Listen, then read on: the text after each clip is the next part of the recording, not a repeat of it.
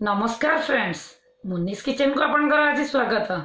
मु आज गणेश पूजा उपलक्षे राशि लड्डू बनइबार देखैबी। राशि लड्डू बनइबाटा केते सहज आज मु देखैबी। पूजा रे आपण बाहर किणिकी आणुथिबे किंतु मु सहज उपाय रे आपन को आज बनइबार देखैबी जे आपण घरे बनई परिबे। राशि लड्डू पई कोन कोन सामग्री दरकार देखि नियंतु।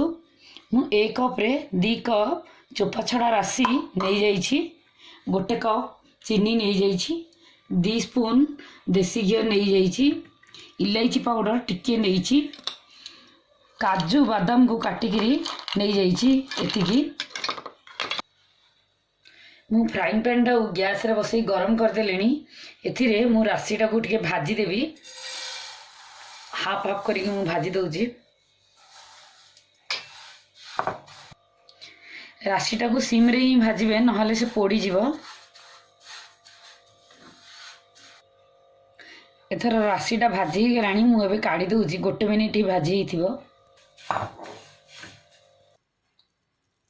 एबे देखंतु राशि टा पूरा भाजी ही गला। एथर मु चीनी शिराटा करबी। चीनी जो मु पकईली शिरा बना एथिरे आपण किछि भी पानी पकईबेनी। ए आपे आपे मेल्ट हेले आमे एथिरे राशि पकई राशि लड्डू बनैबा। चीनी शिराटा आमे सिम रे ही करिया, कारण आमे किछि पानी पकई नांदी, सेथि पई से मेल्ट हेया पई सिम रे ही दरकार हेबे। देखंतु कि चीनी मेल्ट हेलानी आपे आपे। पूरा मेल्ट हेले आमे राशिटा पकई देबा। देखंतु चीनी आपे आपे मेल्ट हे गेला। आमे एथर एथिरे राशि पकई देबा। एबे बंद कर देबा गैस टा को। धीरे धीरे राशि टा को पकईबे आमे।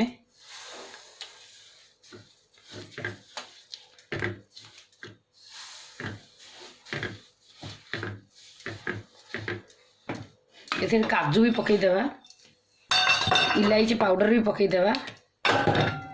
धीरे धीरे घांटीबा। गैस टा को बंद करी घांटी देबा। टाइम लागिबे टिके।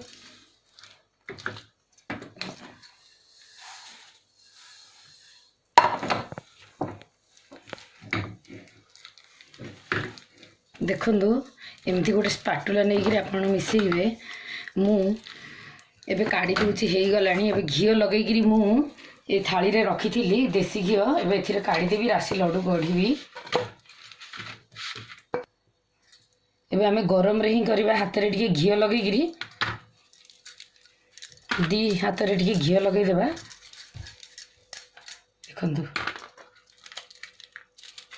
जेते शीघ्र गरम गरम रे आमे करबा, सेते शीघ्र राशि लड्डूटा हेई जिवो, नहले से पूरा टाण हेई जिवो।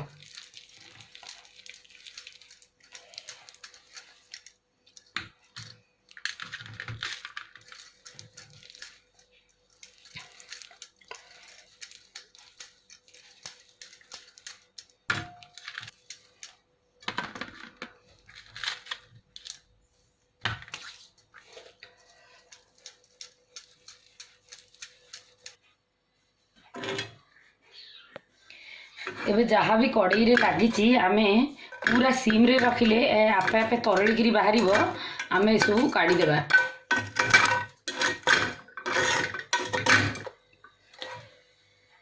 देखंतु जहाँ भी फ्राइंग पैन रे लागिथिला, मु सिम रे कलु गुरु से पूरा एबे बाहरी पड़ला। एबे आपण एटा को भी पूरा लड्डू बनै परिए। आपण फिंगिबा दरकार नै। देखंतु आशा करुच्ची मो राशि लड्डू बनइबार रेसिपीटी आपन को पसंद आसीथिबो। मु केते सहज उपाय रे आपन को राशि लड्डू बनइबार देखैली। आपन गणेश पूजा रे एटा बनांतु, भोग चढ़ांतु। कमेंट सेक्शन रे कमेंट करंतु केमती लागि हेला। आपन मुनिस किचन को लाइक एंड सब्सक्राइब करंतु। फ्रेंड्स रिलेटिव सहित शेयर करंतु। मु नुआ नुआ वीडियो एमती अपलोड करिवि, आपन को देखैबी।